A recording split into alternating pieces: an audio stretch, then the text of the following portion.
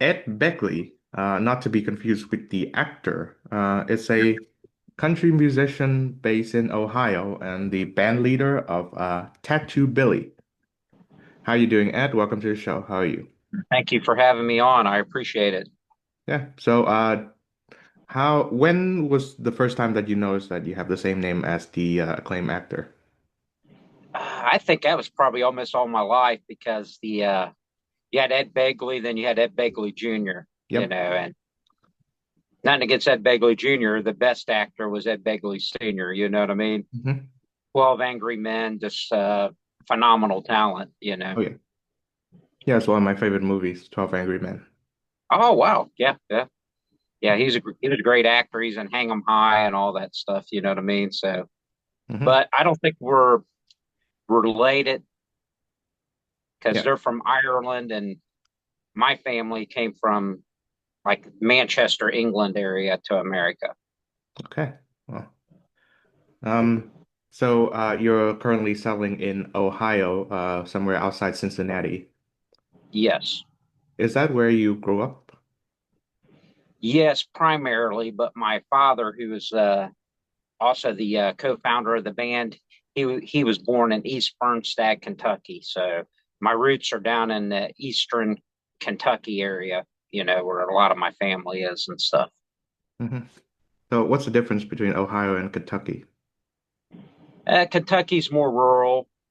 The area where my dad came from is, you know, um, he kind of grew up like in a probably an upstage from what you would consider a chicken coop where you keep chickens. So, you know, no running water, nothing like that. You had a well, outhouse. So he grew up pretty poor. I see. So how did he and yourself begin Tattoo Billy? I was in high school, and at the time I was playing in like a career, not making any money or anything. And he was like, "Why don't you come? Let's form something up." Because he always played in clubs and stuff, and he goes, "We'll form up a band, and you can start making some money." And so when I was in high school, I started playing clubs with my dad, and we started off with a name. It was called Little Chicago because where we lived at in Hamilton back in the bootlegging days, you know what I mean? It was considered Little Chicago. You'd had a lot of the mafia guys from Chicago and stuff like that came down to Hamilton to hide out, and so we started with that moniker of being Little Chicago, and then when we wore it out, you know what I mean? Because we were developing as we went. So we wasn't always good.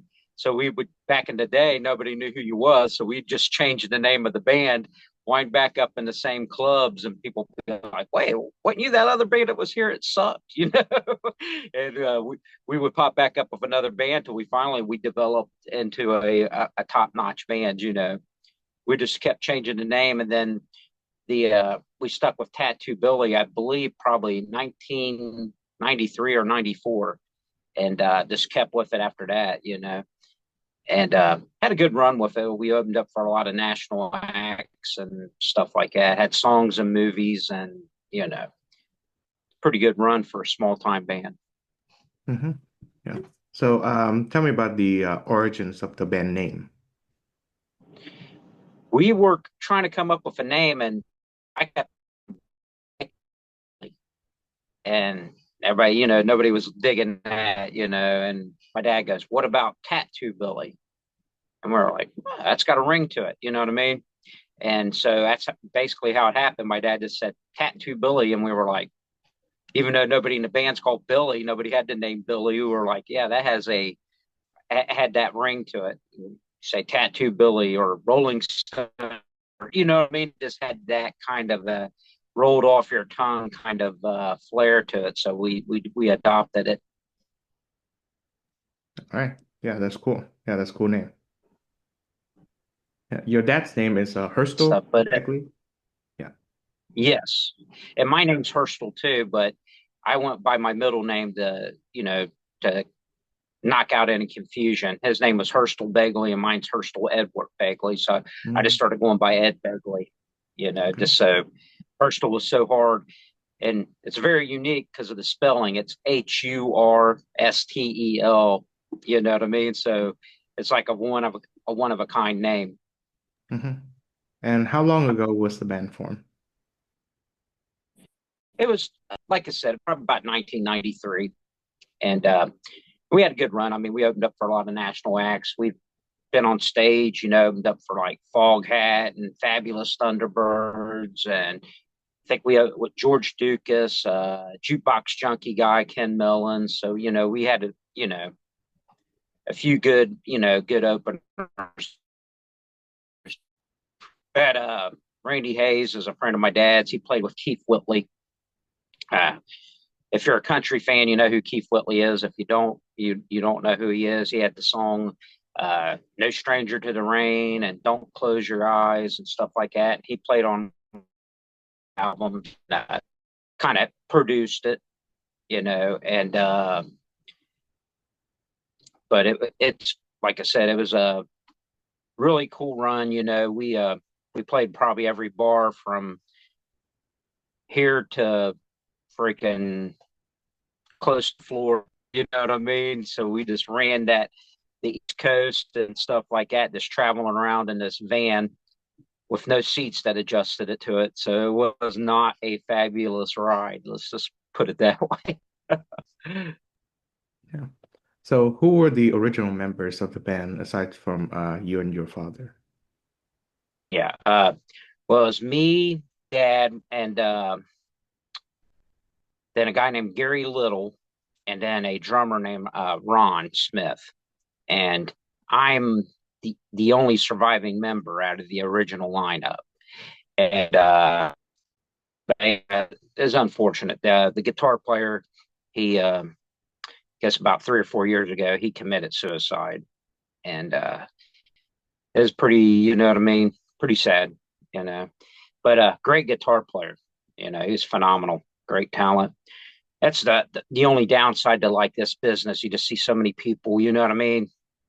They put it all on the line, and it just don't work out for them. They get depressed, and but a great talent. His brother is too. His name's Mark White, and he's like been in movies as an actor and drums. We're getting ready to probably form something up too with him. And so, yeah, but it was a shame. Gary's such a great talent and stuff. It was sad to see him go. When people die, it's one thing, but when they do that, it's way more upsetting. An unnatural death, I guess you might say. Yes. Yeah, I'm so sorry about your loss. And you, if you seen the you seen the Frisky Whiskey video, didn't you? I actually have not, no. Okay, well, that's got Jonathan Joss in it, and he was just murdered. That's pretty big news over here. I don't know if you guys heard about it over there. He was the voice of John Redcorn Oh yeah. from Yeah. King of the Hill, Yeah, and I've he heard. was bad face for King. Yep. So he was in our Frisky Whiskey music video, and he was just murdered here, a couple weeks ago Oh wow. down in Texas. So but great actor. He was a great talent too. He was starting to get things moving in his direction again, and then he was murdered. Down there, got shot. Uh-huh. But yeah, great talent. He liked our song "Frisky Whiskey," wanted to do the video, and I was like, John, I don't know. I said I don't have a whole lot. He goes, I ain't worried about the money. I guess I want to make this video and direct it, and he did. And it turned out great. And he was really a native, he's a real Native American also. You know what I mean? So it's pretty cool, making a music video. What was funny was this, if you get to see the video, he was like, look, he goes, I could do this music video. He goes, but I'm going to talk to my elders. He goes, I do not want to put out the image of a drunken Indian. I said, well, I get that. I said, I understand that completely. Then when you watch the video, if you watch the video, you'll turn into an alcoholic watching it. So what he said and then what he created was totally different. But that's the way John was. John was just a character. He was funny. And he was such a great actor. He could recite Shakespeare. You know what I mean? He was just that schooled of a kind of an actor and stuff. And he was, he was starting to this pop back out again. He was in Tulsa King with Sylvester Stallone as Bad Face. He was starting to get some good parts again. He was in Magnificent Seven, the remake, True Grit, the remake, and he was starting to, I think, get things together. And this unfortunately happened, down in Texas. And I don't, you can look it up. It was an ABC News. It was all in the major news sources. It was in the BBC News too. So I mean, his murder was. So people want to look up and see what happened. They can look it up. Yeah, of course. Yeah, what a terrible loss. Yeah, So did but you, yeah, on top, go ahead, yeah. Did go you ahead, grow sir. up did you grow up around Native Americans or American Indians? Well, my great, there's Native American blood in us. So, my great grandmother, Mary Jane Hignite, was a Chickasaw Indian. So I've been around quite a few Native Americans, you might say, in my day. Okay. Yeah. And what do you learn about them? They're a fabulous people, their cultures, just and each nation you get to be around has their own culture, their own way of life. So, Native Americans are just amazing people. There's no other people in the world like, the Native American here in North America. So yeah, they're just an amazing people, you know. Most of them are really just there's been a few, there depending on what nation you get around. There's some of them, they're a little, hesitant with outsiders, which is understandable, but most of them are really welcoming and generous and, outgoing and will accept you in and talk to you. You know what I mean? So, yeah, this is a great nation. You got like the Cherokee, most of the people in my area, especially if you're from Kentucky, have, Cherokee blood in them. You know what I mean? There's a group of people in Kentucky, they're called Meludgeon, and they're like a mixture of Native American, Turkish, and because there's supposedly a Turkish ship that crash landed in the 1500s in North Carolina, and they intermingled with the Native American tribes. So a lot of these Meludgeons have got like Turkish blood, Native American blood. They're like a unique group of people, that's between Tennessee and Kentucky and stuff. And people, if they're interested in looking that up, they can. They're called Meludgeon. It's the weird. They're a whole different kind of people of their self too. Hmm. Yeah, that's very interesting to know. Yeah, and I'll check out the Frisky Whiskey music video later after we finish this. Yeah, yeah, it's up to about I think 230 something odd thousand views right now and No? stuff. But Oh, yeah, but we've been like that. Like we had a song in a movie called Kiss of the Vampire, and it had like Martin Cove in it, who was the bad trainer from the Karate Kid movie. Daniel Goddard is from Young of the Restless. Matthew Hard, you know what I mean, and uh, uh, Costa Mandalore from the Saw movies. So, we've been around a lot of different like Hollywood types and stuff, over the years. And I mean, for us just being a low grade band, you know what I mean? We've had some pretty cool little things like that, having like songs and movies and being around Hollywood actors. And, yeah. for us just being, I don't know, just like country folk, you might want to say, or hillbillies, as other people call us, it's kind of pretty cool, you know what I mean? That those kind of things happen for us, plus good openers. But I think we've fit in pretty well just because we were just nice type of people, you know what I mean? That we would go on the road, but we kept like our regular jobs. When we signed to a record label, they wanted us to go on the road, and we were like, "No, if we sign this this record deal, we don't want to go on the road. We want to keep our jobs and then do tours here and there." And so that's how our first record contract was. You know what I mean? They let us keep our regular jobs, and then we do tours, openers here and there, and they were good with it.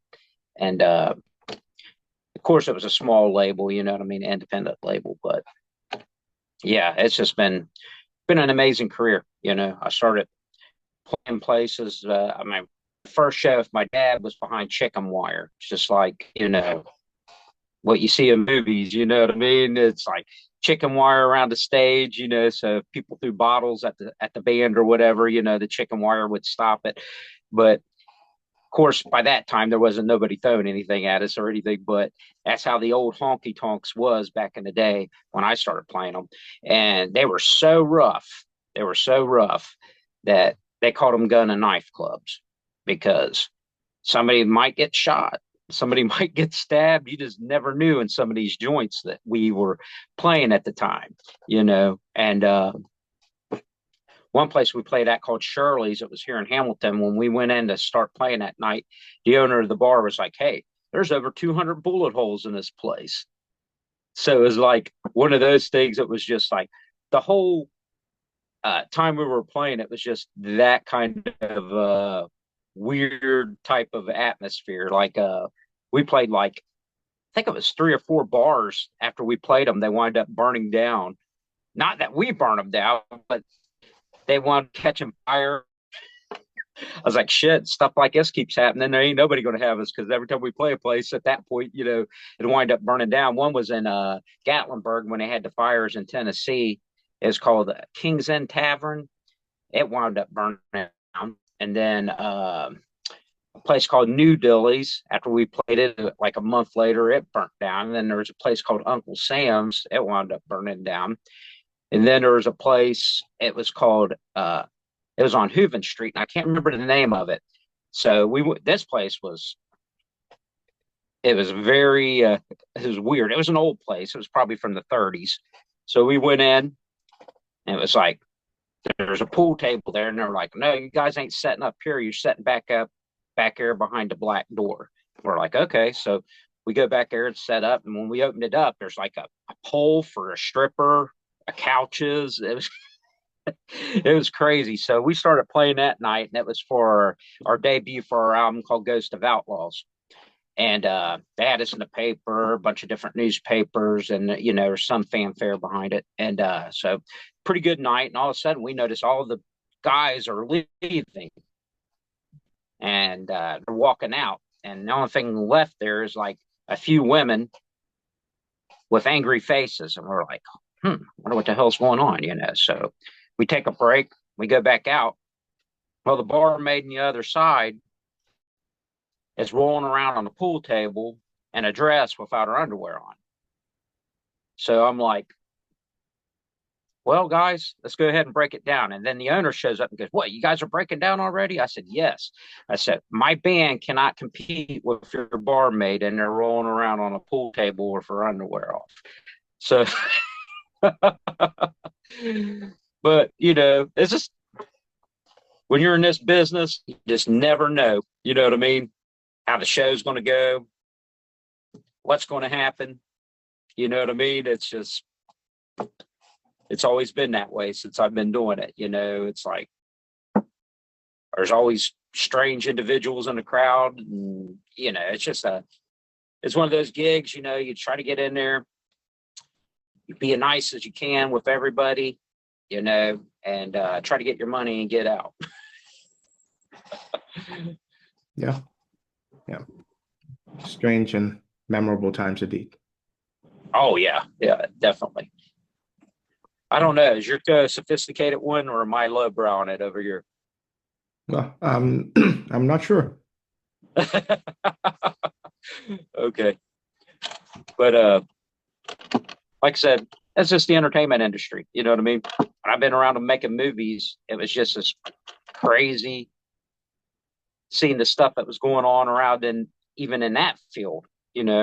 So that whole industry's that's the reason I never really I guess I did more to hamper my career than and encourage it because I really never wanted to be a star or be big.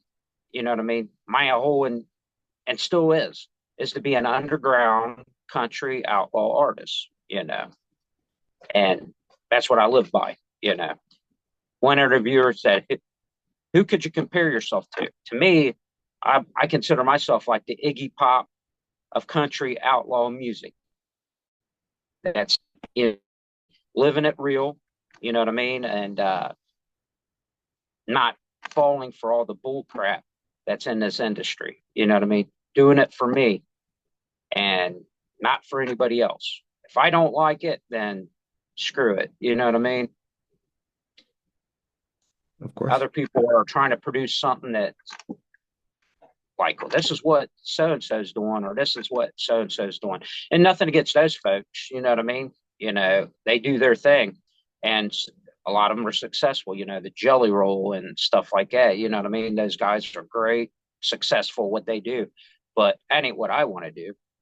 You know, I the around seedy kind of scene. I don't do anything. You know, I don't drink. I don't do any of that kind of crap. But you know, I just that's where my fan base is. It's in that underground, you know, underbelly of the music scene, and that's where I'm at. Hmm. Yeah. So, what is the most memorable lesson that your dad, Herstal, has taught you? Hmm. That's a good question. I've never been at that one before. I think pretty much what I just told you, like, do you and don't worry what anybody else has got to say. Because you can get up and you can perform one night, you can have 10 people say you sucked, and then you might have two people say, man, I loved it. So you can't do it for no one but yourself. You know what I mean? And it's a challenge. You know, when you get up and perform in front of people, that's what people don't get. You're going to have bad nights and you're going to have good nights. But um, I was a prize fighter too. So, you know, there's a fear factor or what some people call stage fright that you deal with every time as a performer. And some people never get over it. Like they're great. But once they get on stage, they freeze. You know what I mean? And there's a lot of big stars that's like that. You know what I mean? Well, maybe not big, but like what I that I'm fans of that I've seen freeze on stage that you know they can't get their vocals out, and to me it's just like you know that shit happens. You know, so that's the reason I try to keep in a mind frame. I'm getting up. I'm going to do this for me. If people like it, awesome. If they don't, you know, I don't. Not to sound rude, I just don't give a shit. You know, they don't like what I'm doing. Fine. You know what I mean? I can sit at home, fucking write songs and keep releasing them. I still make money every year off the fan base I got. And that's where I'm at with like the music scene, you know, doing it for me. I write my songs for me. I got to like it. It's got to be about something real. And I'm not writing a love song for a girl. I'm not writing for this individual over there. Frisky Whiskey was a song. Most of my songs come to me. I don't sit back and say, what am I going to write about? I was in the shower when Frisky Whiskey came to me. You know, that's a song should be a hit. You know, and I'm just being honest. I listen to it and I'm like, I like it.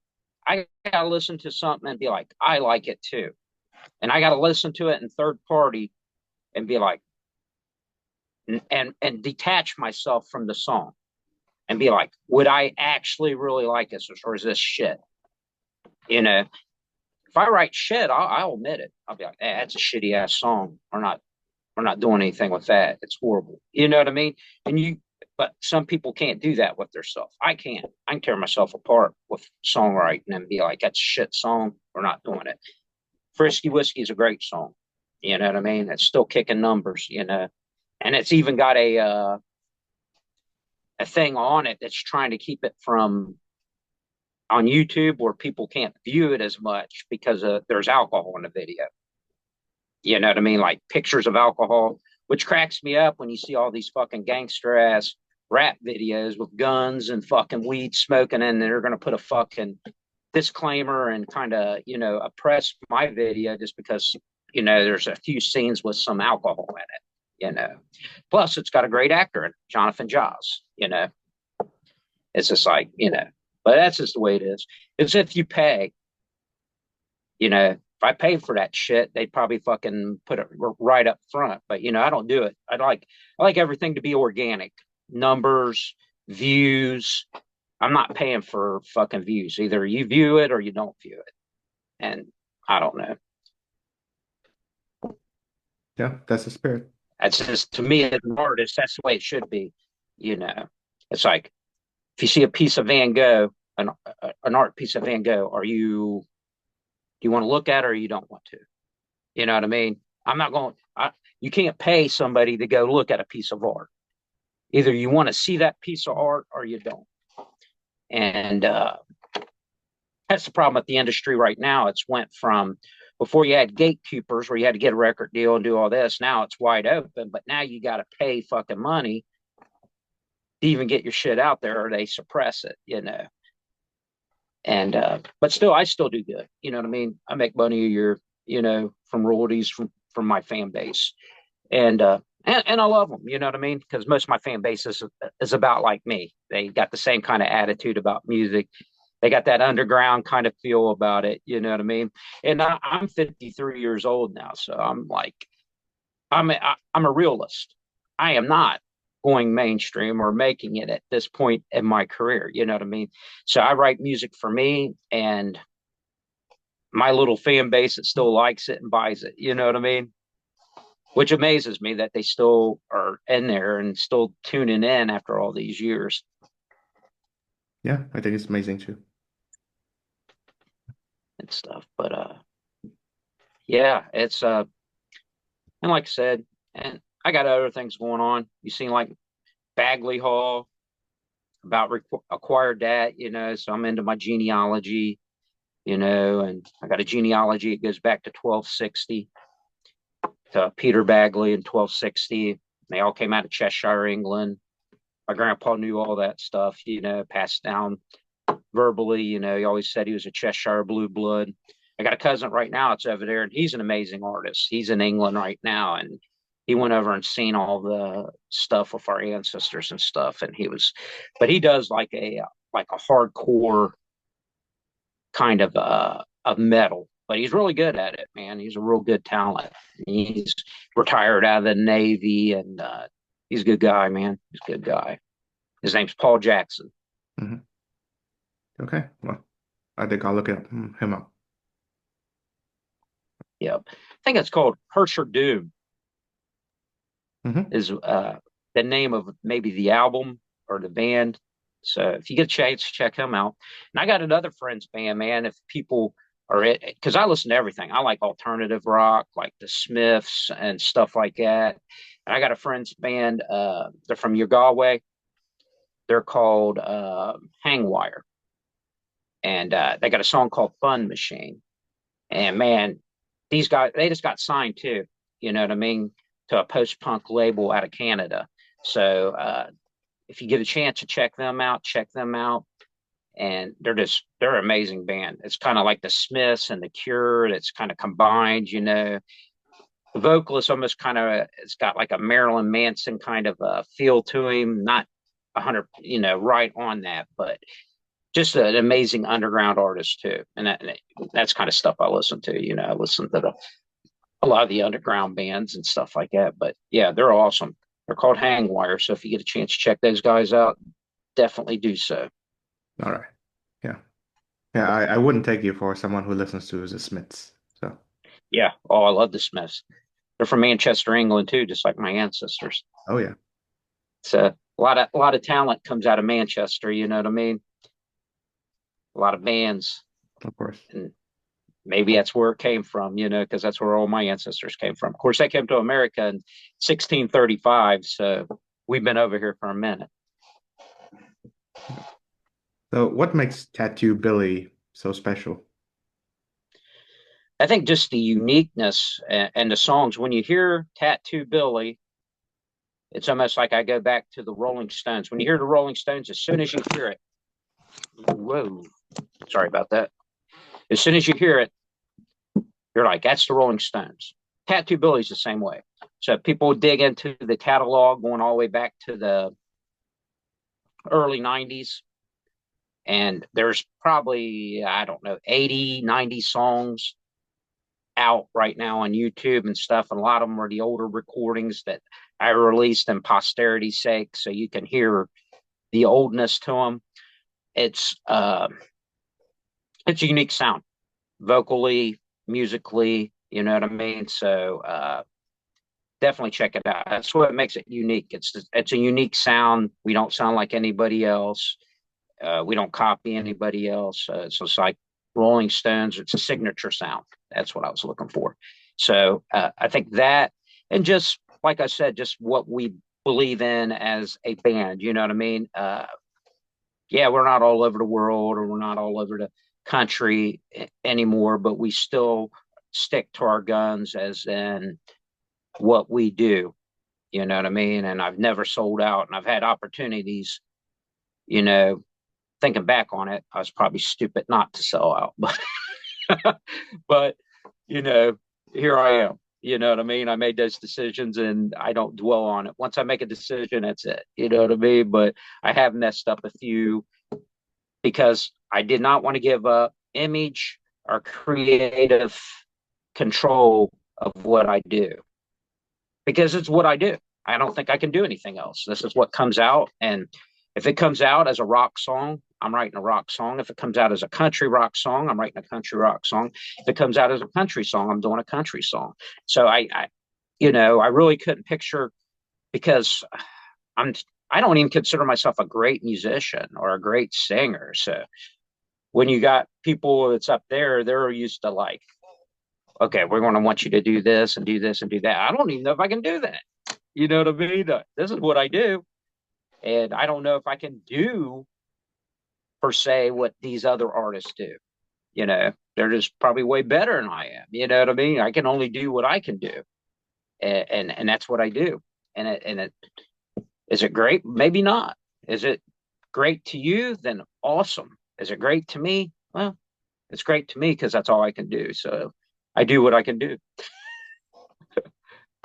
Yep.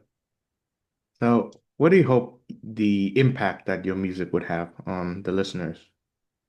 Well, one I can tell you, and that was recorded, I think, in 1989. It's a song called Papa's Girl.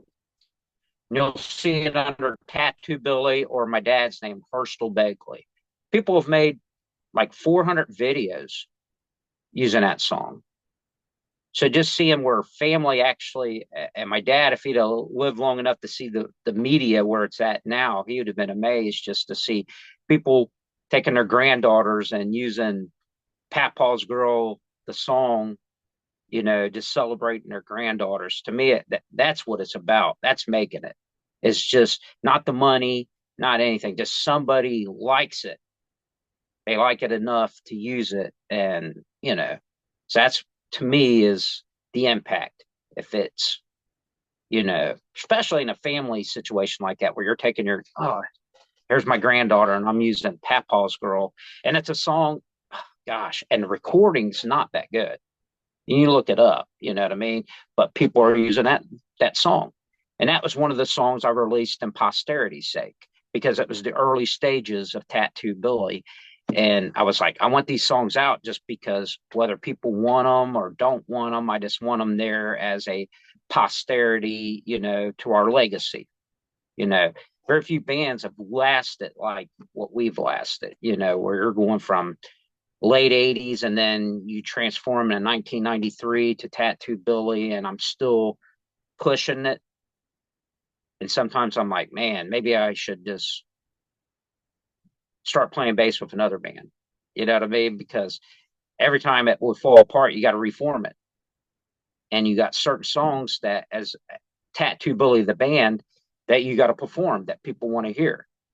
And it's like, so people quit and you got to reform. They got to renew this, relearn the songs. And then you know what I mean? And sometimes it becomes a lot of pressure just to try to keep that kind of momentum, that kind of, no matter how small it is, you know what I mean? People expect it. Well, play this song, play Outlaws, play Sweet Alice, play, all these great songs, and these are the songs my dad sang.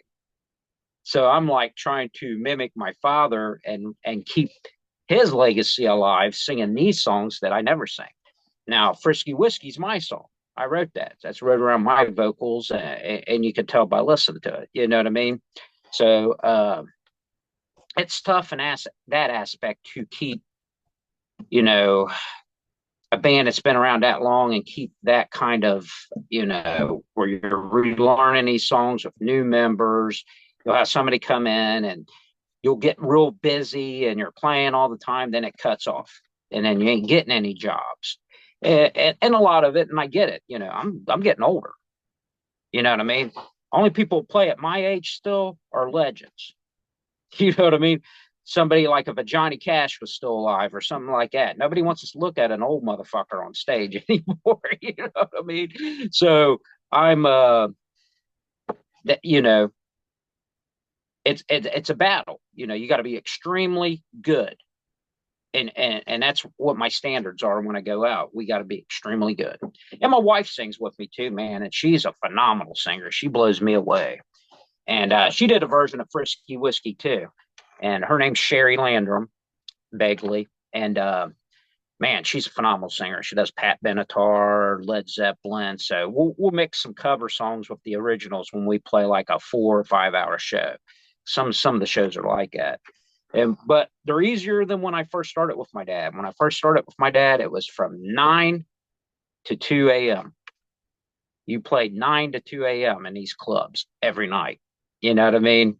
And I played one show, it was almost 7 hours long, and my fingers broke open. I had blood going down my bass. You know what I mean? From playing one show. So, I mean, definitely earned my dues. You know what I mean? But, and like I said, I liked it. No complaining. I mean, I liked the scene. I liked, meeting the people I got to meet, having a song in a movie. You know what I mean? Uh, you can look it up. I think it's on Tubi right now. It's an older movie. It's called Kiss of the Vampire. So if you want to look it up on Tubi, I think it's on Tubi right now. And yeah, this is a good run, you know. Mhm. Yeah. So finally, what does music mean to you? Uh, that's funny because sometimes I hate it. You know what I mean? There's sometimes I'll go weeks and I won't even listen to anything. I don't even want to hear it. You know what I mean? The sound of it or anything. And then a song will come to me like that. And then I write the lyrics down and then I just write the song. I know that sounds corny, but it's true. But the thing is, it's funny is like when I do start listening to music, it's not, I do have my favorites. I love Waylon Jennings. I got to, I know his grandson, Wade Jennings, and got to do a few shows with him, and he's an amazing singer. So people can look him up. He's an underground country artist. His name's Wade Jennings. That's Whey Jennings, and that's Waylon's grandson. And man, he's an amazing talent. I always told him, I said, "You're going to make it. You're eventually going to get over that hump and make it." You know what I mean? But yeah, it's just. But when I do start listening to music, people are like, I do like country music. But when I start rock, when I'm at work or something like that, I'll rock out. I'm listening to like Alkaline Trio and Census Failed. I'm listening to all these screamo bands and punk bands. You know what I mean? It's totally different than what people would think I would be listening to. You know, but I have a friend in South Africa. He's a number one artist over there, Steve Hoffmeyer, and I was in his book in 2015. It was called 50. That's when he turned 50 years old. But he's the number one artist over there. He's one of the top actors over there, and he had me in his book as a celebrity. But he's the same way too. He he does a lot of songs, and listen to what he puts out. You wouldn't think he would be listening to what he listens to. He listens to a lot of hard rock and stuff too. So, but yeah, man, it's been a and like I said, you can check him out too. He's got some, but it's all in Afrikaans. So I mean, it's in a different language, but I'll listen to other music in different languages and stuff, and because I'm listening to melody and beat, you know what I mean. So I don't have to necessarily know exactly what they're saying to like a song. You know what I mean? So, but yeah, I like all his stuff. He did some stuff in English. He did like a remake of like Neil Diamond's albums, and he sounds just like Neil Diamond and stuff like that. But man, a huge artist, man. He packs out stadiums and stuff over in South Africa and stuff. He came over here to America, did like a little tour in 2010, and went seen him and hung out with him. But man, just an amazing talent too. Hmm. Yeah, that's amazing. And I think that's a good note to end on. Thank you very much, Ed Beckley, for joining the show. All right. Well, thank you for having me, brother.